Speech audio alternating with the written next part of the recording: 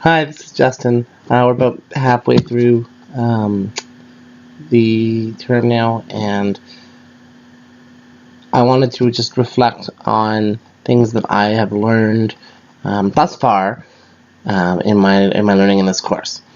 To do so, I would like to use a new tool that I learned about recently, which is the Four Compass Points tool.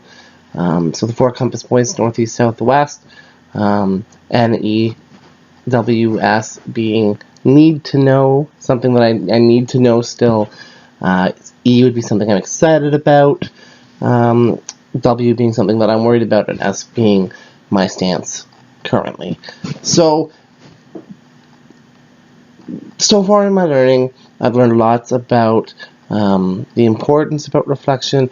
I've reflected upon how I've done self-reflection in the past, what I might do differently. We've learned a lot about kind of the various stages on the continuum. But what I think I still need to know as I continue thinking about it is how to advance along the reflection continuum. I think that kind of learning, I think we're starting to get there. I'll talk a little bit more about that a little bit later in this vlog, but I would love to know more and some strategies that are going to help my reflection be more meaningful as well as strategies to help me advance along the continuum. Those are some things that I really need to know still, but I'm sure that we'll learn them as the course continues. Something that I'm really excited about. It's as great as it is to learn about all these things in class, about all these new reflective tools and all of these strategies that we've been learning. I'm really excited to do another practicum and get some more practical experience so that I can use what I'm learning. I'm really excited about some of the things that I've been learning. The realization I talked about in my last vlog, where some of the reflection that I was doing was more artificial, and I would like to be doing some more in-depth reflecting. I'm excited. That realization really excited me, but I'm excited to get out there and try it in the real world and see how that happens. To be honest, I'm a little worried about something that I mentioned in my last vlog, and that was being stuck in the conscious phase of the continuum. I had mentioned in my last vlog that I am very good at reflecting about the things that I know or that I think need to occur, but I do have a really hard time knowing how to make that turn it into action and make it happen. So I'm really worried about staying in the conscious phase and not being able to implement the things that I'm learning. But I'm sure that we're going to gain some strategies as we go through the course that are going to help me with that. Overall, my stance on reflection is that it's very important. Self-reflection is,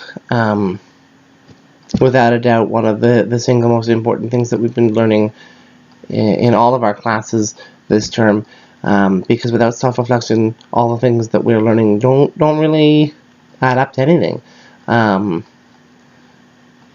only way to really advance as a professional educator, or as a professional in any field, is to take the time to intentionally consider what we are doing and reflect on whether or not what we're doing is good or helpful or useful, or in the terms of teachers, is it helping our students and helping us achieve our goal of the maximum potential learning that our students can achieve. So I think my stance is ultimately that self-reflection is so crucial. I have noticed my reflection practice has begun to develop since I started taking this course. I noticed that my reflecting practice is becoming more intentional. I notice I'm doing it more on purpose. As I'm even in my coursework, I know it's not with children, but even in the classwork that I'm doing, I'm noticing that I'm implementing strategies that I have considered based on evidence that I've collected or based on observations that I've noticed.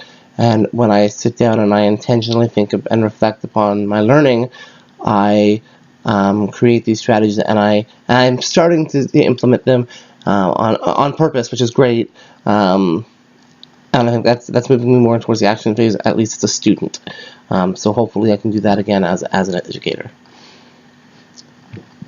I wanted to talk about one thing that we learned this week, and that was we talked a little bit about the 6-week challenge. And that was presented in the Teach, Reflect, Learn book, and I just found it really interesting. Up to this point, I thought that it was very difficult for me to advance from one stage to the other, and I had asked before, just earlier, just how do I advance and what strategies can I advance and that kind of thing.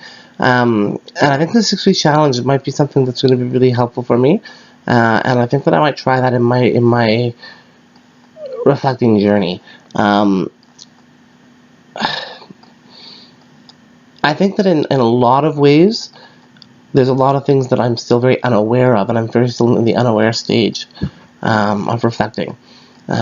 Sometimes it can be very difficult for me, I've noticed in the past, to even identify at all that some of my students are struggling, or totally unaware about what I can do or how I can support them in any way. And I think the 6-week challenge that was presented in the TRL is a great way for me to come to terms with my unawareness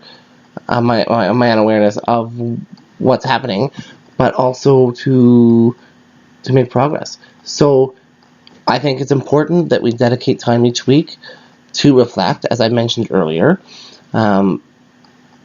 And doing these tasks, I think, is a great way to keep yourself on board. For example, one of the tasks that was mentioned in the 6-week challenge was visiting a colleague's class to observe.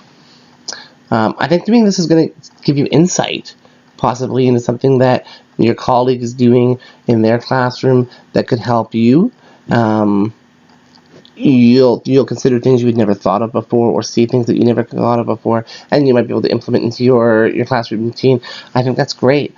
The following week was inviting an administrator into your classroom to see what you're doing, and I think that gives you some accountability, and where the accountability is present, really makes you want to do better, I think, and because you've got that motivation, it's going to drive you forward and propel you forward to really take the time to reflect, and really that's kind of our mission, I think, as educators. So I'm going to end my vlog here. It's a little short, but I'm just going to end in conclusion by saying that I'm definitely going to be trying the 6-week challenge. I've got it bookmarked, and I'm really excited to give that a try in my professional training. And hopefully maybe someday I'll let you guys know what happened, what the outcome was after I did that. All right, thanks. Bye.